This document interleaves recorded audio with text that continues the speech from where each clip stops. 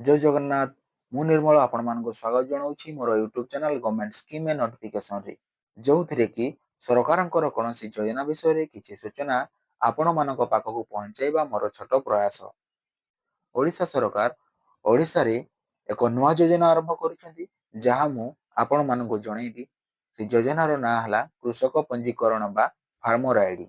ଏହି ଯୋଜନାରେ ପଞ୍ଜୀକରଣ କରିବା ପାଇଁ କ'ଣ କ'ଣ ଡକୁମେଣ୍ଟ ଲାଗିବ, ଯୋଜନାରେ ପଞ୍ଜୀକୃତ ହେଲେ ଚାଷୀମାନେ କ'ଣ ଲାଭ ପାଇବେ ଏବଂ ଏହା କିପରି ଭାବରେ ଆବେଦନ କରିବେ, ତାହା ଜାଣିବା ପାଇଁ ଭିଡ଼ିଓଟିକୁ ପ୍ରଥମରୁ ଶେଷ ପର୍ଯ୍ୟନ୍ତ ଦେଖନ୍ତୁ ଏବଂ ଆମ ଚ୍ୟାନେଲକୁ ସବସ୍କ୍ରାଇବ୍ କରି ଲାଇକ୍, କମେଣ୍ଟ ଏବଂ ସେୟାର କରିଦିଅନ୍ତୁ।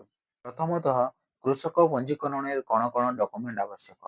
ମୁଖ୍ୟତଃ ହେଲା ଆଧାର କାର୍ଡ଼, ବ୍ୟାଙ୍କ ପାସବୁକ୍ ଏବଂ ଜମି ପଟ୍ଟା। ଯୋଜନାରେ ପଞ୍ଜୀକୃତ ହେଲେ ପ୍ରତ୍ୟେକ ଚାଷୀ ଭାଇମାନେ ପିଏମ୍ କିଷାନ, ସିଏମ୍ କିଷାନ ପାଇପାରିବେ ଏବଂ ସରକାରଙ୍କ ତରଫରୁ ଯାହା ବେନିଫିଟ୍ ଦିଆଯାଉଛି ତାହା ମଧ୍ୟ ସୁବିଧା ପାଇପାରିବେ। ତାପରେ ତୃତୀୟରେ ହେଲା କେମିତି ପଞ୍ଜୀକରଣ କରିବେ। ଏହି ଯୋଜନାରେ ପଞ୍ଜୀକୃତ ହେବା ପାଇଁ ହେଲେ ଅନଲାଇନ୍ ମାଧ୍ୟମରେ ପଞ୍ଜୀକରଣ କରାହବ।